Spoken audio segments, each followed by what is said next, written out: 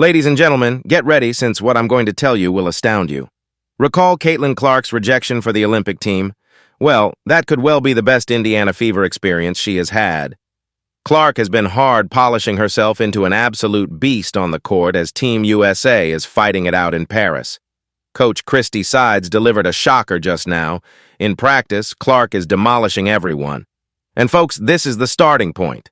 By the time this film ends, you'll understand why Clark's Olympic rejection might result in one of WNBA history's most amazing playoff runs. Many of us were surprised when Caitlin Clark fell off the Olympic list. To put it another way, we are discussing one of the most exciting players in the history of college basketball. The fascinating part comes at this point, however. It is possible that the omission was actually a blessing in disguise. Christy Sides just revealed some information on Clark's present physical condition. Take some time to process the information. Clark, who has been on a never-ending path in basketball ever since her final college season, was finally given the opportunity to take a pause to catch her breath. But it's not only about getting some slumber. Over the course of this hiatus, Clark has been diligently working. At the pause, Sides noted that Clark did not provide her with much information about what he was doing. On the other hand, let's not kid ourselves. We are discussing Caitlin Clark here. This is a player that loves basketball so much that it consumes their entire being. There is no doubt that she was working out in the gym, perfecting her skills when no one was looking at her. What are the outcomes? They are expressing their own points of view. Clark is returning with a chip on her shoulder, but she is already stronger and more focused than before. Clark has been allowed to reset, recover, and prepare for what might be a historic second half of the WNBA season. This is in contrast to her Olympic rivals, who are dealing with the strain and grind of international competition since they are competing at the Olympic level. With that out of the way, let's discuss what this means for the Fever. Keep in mind that this is a team that had a poor start to the season in terms of their record. The situation, however, has been improving, and a significant portion of this may be attributed to Clark's outstanding performance. Clark had already begun to make a name for himself before the break. During the month of July, she was regarded as one of the most talented players of the month. This occurred during a time when some people were referring to it as a shooting crisis. Just think about what she is able to accomplish now that she has had some time to relax and redirect her attention. However, individual achievement is not the only factor to consider. It was a wise decision for Christy Sides to make use of this time off.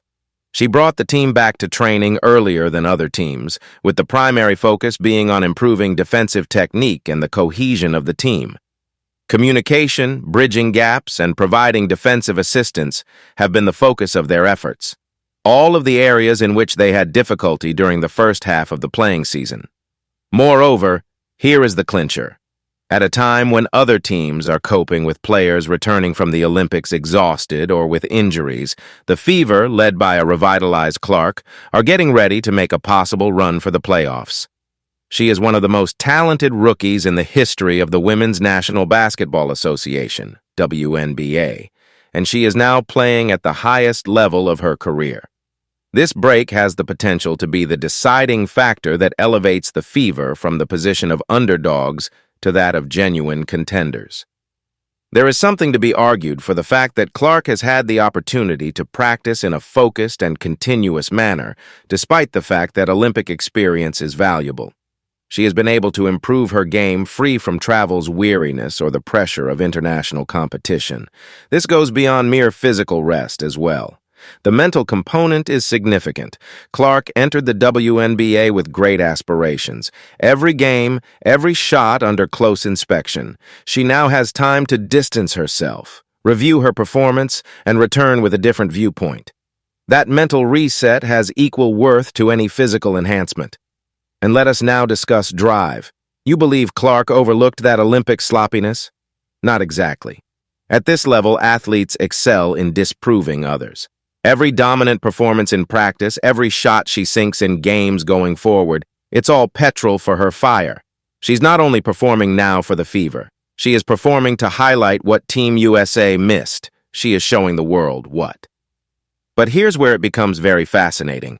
The success of the Fever goes beyond Clark. During this interval, Coach Sides has been working on team chemistry. All meant to bring the squad closer together, they have done team-building events, competitive games outside of basketball. Tight off-court teams usually play more cohesively and communicate better on it. The secret ingredient that transforms the Fever into a force to be reckoned with in the second half of the season could be a reinvigorated Clark mixed with a more cohesive team. And let me say, the rest of the WNBA ought to be rather concerned. Let us now discuss what Caitlin Clark might provide in the second half of this season and maybe into the playoffs. If you found her outstanding previously, get ready since we could be in for something quite unique. Let us first review the numbers.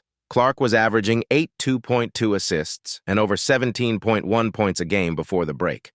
Those are Rookie of the Year figures. The truth is, though, Clark was hardly at her best. She was still producing those stats, adjusting to the pro game and battling weariness. Now, given time for deliberate practice and rest, the possibilities are almost endless. Coach Sides said Clark is practicing and making shots, for a horrifying declaration for the rest of the league. We are discussing someone who can thread the needle with passes most players would not even try and pull from that distance. We might see some record-breaking performances if her shot is dropping regularly. Still, it goes beyond mere score. Clark's passing power and court vision are first class. Those assist counts might run wild with better team chemistry and more familiarity with her colleagues. We might be looking at the first rookie leading the league in assists since 2005. Not forgetting the playoffs also. Currently looking for a playoff place, the Fever will be dangerous should they make it. Playoff basketball is not the same. It is more deliberate and more intense. It is also where legends are created, though. Rested and driven, Clark playing at this level might enable her to have the kind of playoff run we will be discussing for years to come. Recall, this is a player that performs best under duress. On college, particularly on that run to the national championship game, we witnessed it. Imagine now Jean clutching a chip on her shoulder from the Olympic rejection. Given the highest stakes, Clark could very well be the kind of player who raises her game. The WNBA's second half is just starting to get underway, and pressure is on. Every game Caitlin Clark and the Indiana Fever play is vital. There is first the playoff drive. Though not yet here, the Fever are on search. They will have to keep this momentum to turn Clark's practice supremacy into game-winning exploits. Let me also be clear, the rest of the league won't make life simple for them. Every team is aware of the threat Clark presents right now, hence they will be game planning especially to stop her. The Rookie of the Year race comes next. Angel Reese, Clark's biggest rival, has also been producing really outstanding figures. Though it will be a dogfight until the very end of the season, this break could be the launching pad Clark needs to distance herself from the pack. The Olympic-sized chip on Clark's shoulder, nevertheless, might be the main cause of conflict. Every game presents a chance for her to show the Team USA pickers erroneous. She will be intently observing the Olympic Games, evaluating her performance against that of the players who made the cut. And the worst part is this. What would happen if the Fever had a strong playoff run and Team USA is in Paris struggling?